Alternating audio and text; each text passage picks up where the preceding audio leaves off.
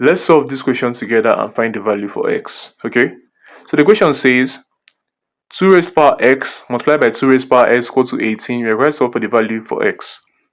Now, when you have something like this, you can say that 2 raised power x multiplied by 2 raised power. Now, dots means multiply here. Dots means same thing as product.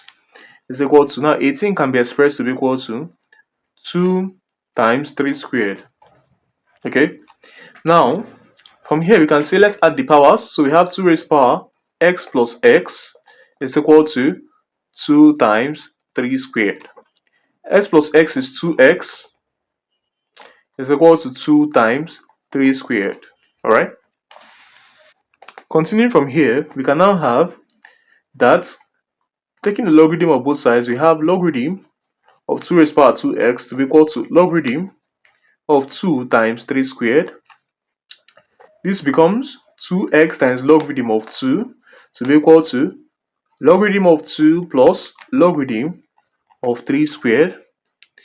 Now, from here, we now have that our x will be equal to, dividing each term here by 2 times logarithm of 2, we have logarithm of 2 divided by 2 times logarithm of 2 is equal to, plus logarithm of 3 squared now is 2 times logarithm of 3 divided by 2 times logarithm of 2. 2 strikes 2, logarithm of 2 strikes logarithm of 2. So we have that our x is equal to half plus logarithm of 3 divided by logarithm of 2. Okay.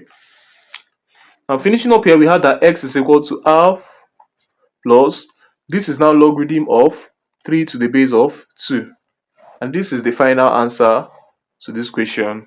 Thanks for watching. I'll see you guys in my next video. Bye bye.